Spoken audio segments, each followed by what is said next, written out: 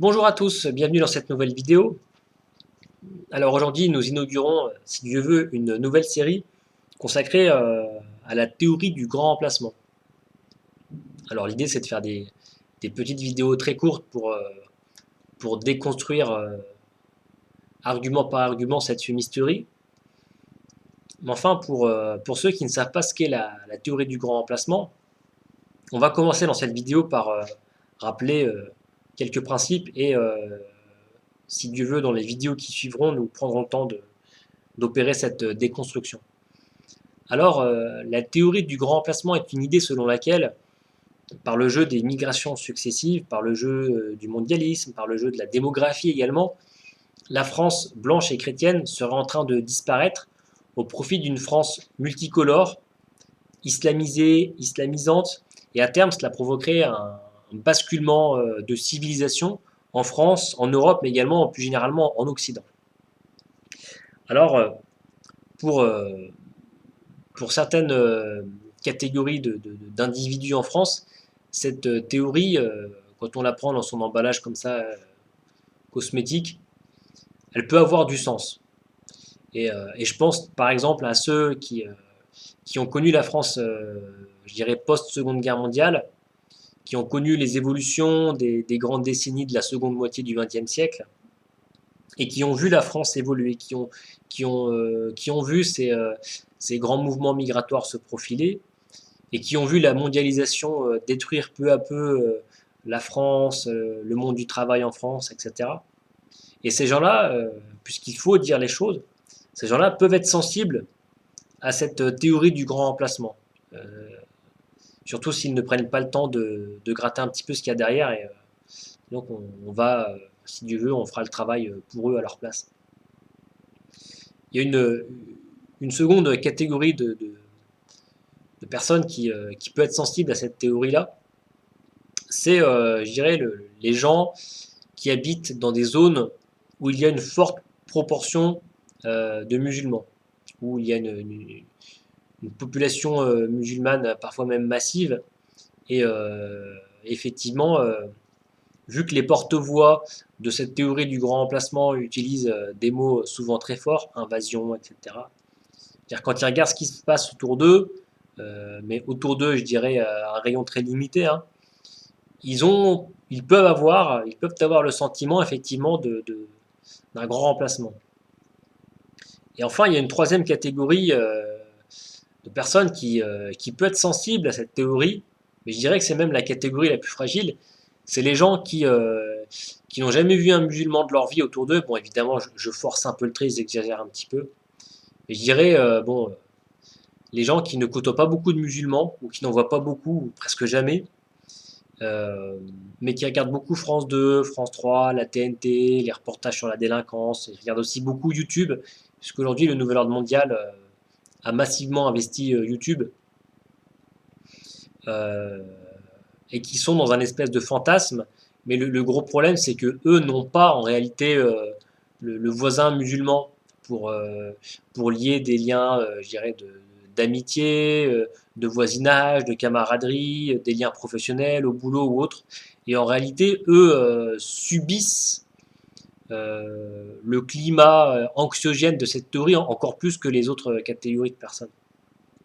Mais ce qu'il faut bien comprendre, c'est que cette théorie du grand remplacement ne cible pas ces catégories de personnes-là. Ça, ce sont les catégories qui peuvent être massivement sensibilisées, je dirais, à cette théorie. C'est ceux qui peuvent ressentir, je dirais, c'est les catégories sociologiques de masse qui peuvent être sensibles à cette théorie du grand remplacement.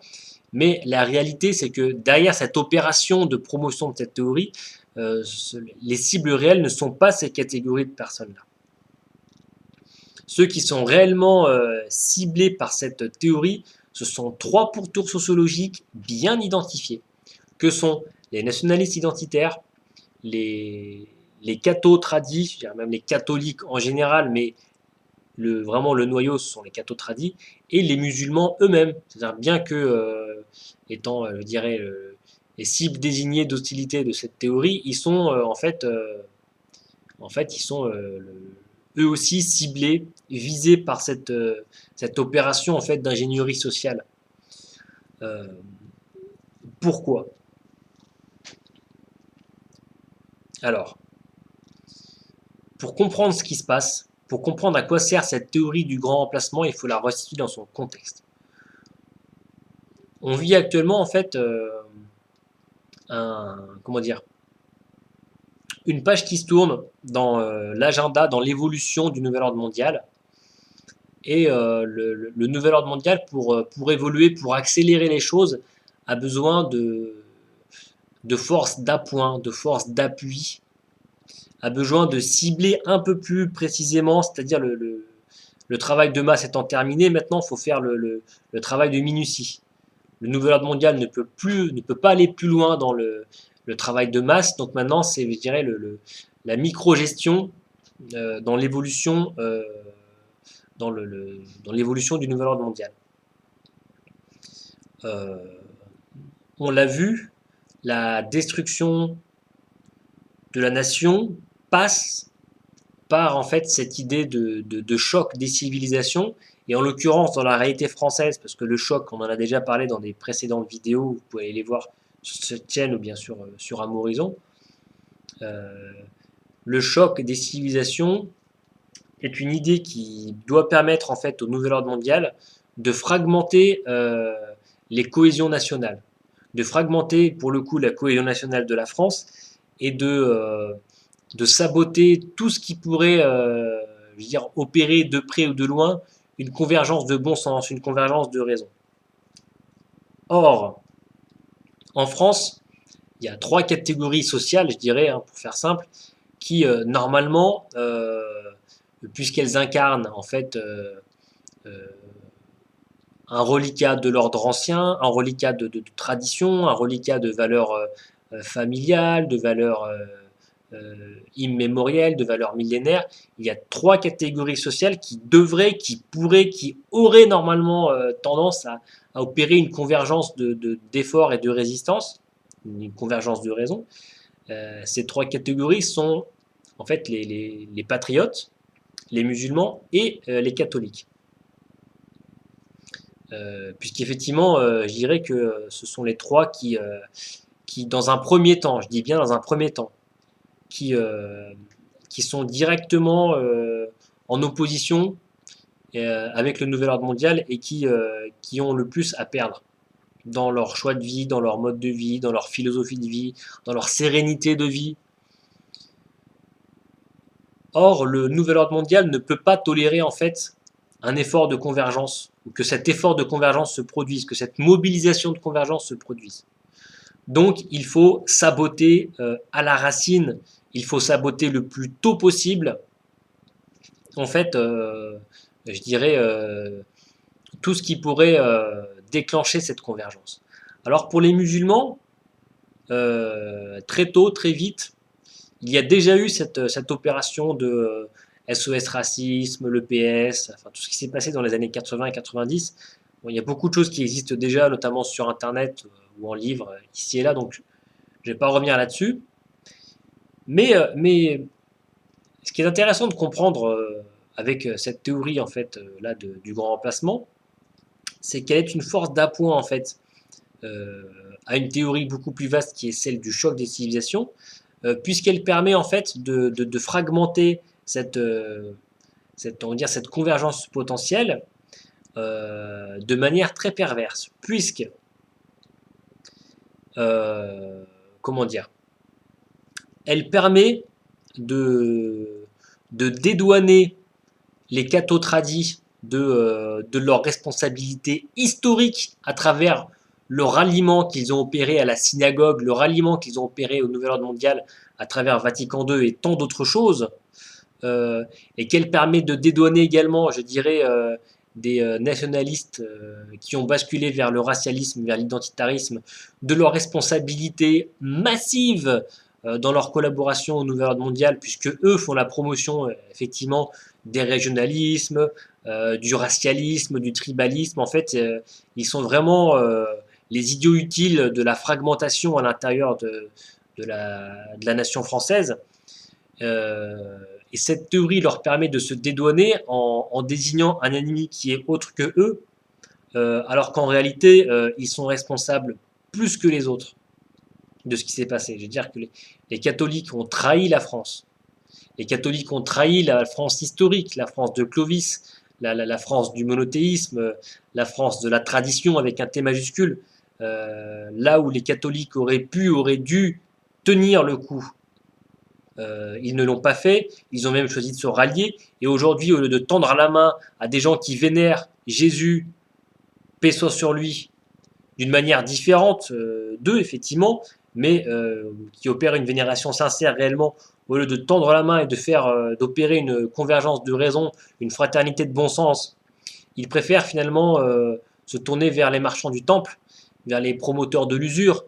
Ils préfèrent se tourner vers les promoteurs je dirais, la destruction du monde. Et pour ceux qui ne me croient pas, allez voir ce qui se passe comme je l'ai fait moi, comme je l'ai vécu moi, dans les conférences, ici ou là, allez voir sur Internet, allez voir ce que ces gens-là écrivent dans les livres.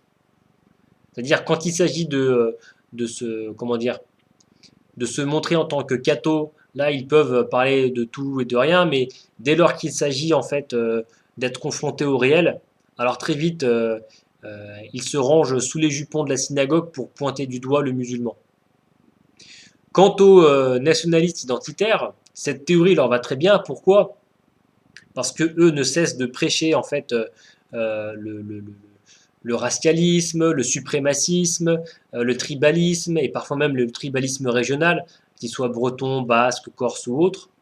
Et en réalité, ce qui fait le cœur en fait de leur idéologie est en tout point incompatible avec l'universalisme chrétien, avec l'universalisme de l'évangile et qui est en réalité le cœur, qui est en réalité le poumon de la tradition France. La tradition de la France, c'est cet universalisme du Christ, cet universalisme de l'évangile. Donc en réalité, cette théorie du grand remplacement, pour eux, tombe à pic, puisque ça leur permet de se voiler la face, puisque tout ce qu'ils font en réalité, c'est rien d'autre que de l'anti-France. De l'anti-France moderne, de l'anti-France actuelle, c'est-à-dire la France de la résistance, la France qui devrait se mobiliser en résistance, mais ils font également de l'anti-France historique par l'idéologie qu'ils sont en train de répandre. Donc cette idéologie, euh, cette théorie pardon, du grand remplacement permet à ces gens-là de se murer derrière leur lâcheté, leur hypocrisie, qu'ils soient catho-tradis ou identitaires, et, euh, et du coup, pour les musulmans, l'objectif, c'est de leur dire, vous voyez, les Français ne vous aiment pas. La France de la mondialisation, finalement, vous déconsidère parce que la mondialisation, tout le monde est perdant. Mais la France historique, regardez comme elle vous traite. C'est-à-dire que cette théorie essaye de faire croire aux musulmans que les patriotes, en réalité, sont les nationalistes identitaires, mais les nationalistes identitaires ne sont pas patriotes.